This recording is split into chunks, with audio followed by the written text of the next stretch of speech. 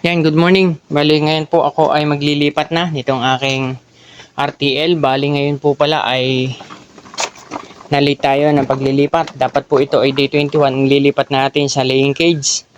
At ngayon po ito ay day 31 na. Kaya kitang-kita po natin na matured na. Tingnan po natin ay super matured na nila.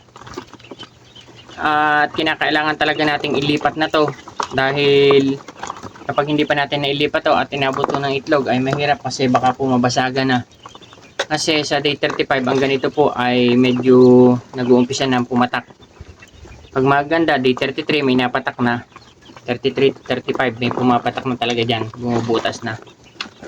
So kita naman po natin at gumagalaw na po yung kanilang mga leeg. Hindi po hapo yan. Indikasyon po yan na sila ay matured na.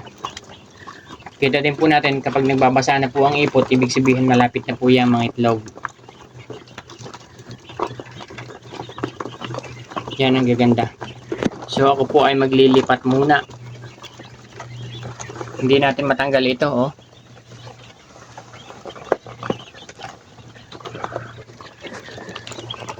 Ako ay nagkakamera habang magbubuhat.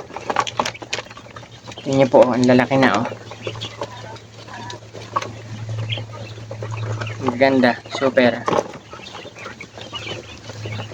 Ang bibigat na. Lilipat na natin, day 31 na ngayon. So guys, bali mahirap mag-video dahil mag-isa lang po ako nagbibideo ay nahuhuli. Bali, ibababa ko muna ang camera dahil hindi ko na mapapakita sa inyo. Nahihirapan ako, ang kaliwa ko ay may hawak na camera. Tapos nanghuhuli yung kanan, tapos lumilipad pa.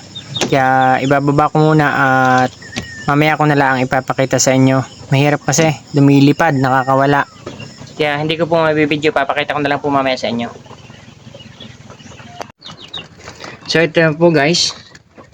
Yan, nagkakayatan kasi yan. Kaya hindi ko mabuksan ng ayos. Yan. Bali 50 heads po. 50 heads po ang ilalagay natin sa perpitak. Tatakloban ko at baka makawala.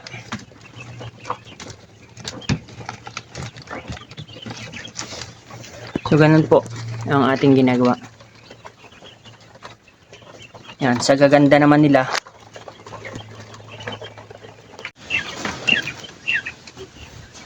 #21 #22 #23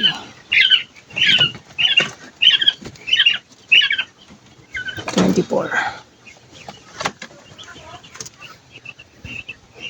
#25 another 50.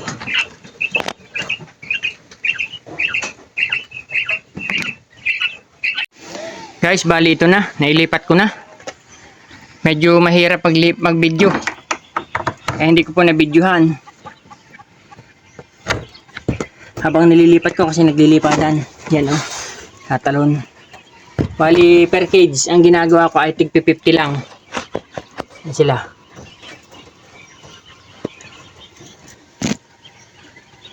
$50 heads lang.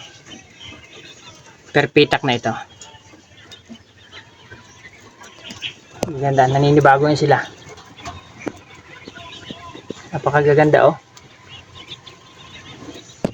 Tingnan niyo po yung ipot nila.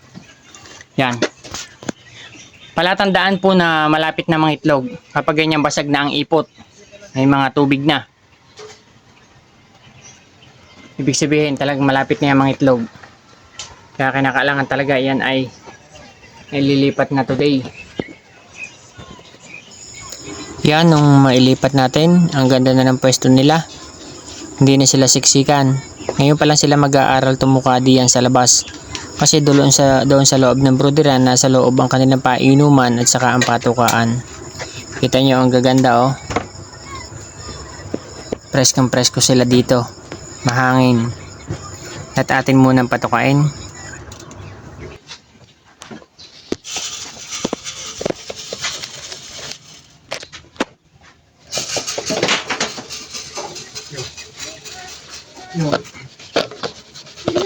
first tuka nila dito sa kulungan na to. Hindi pa sila marurunong.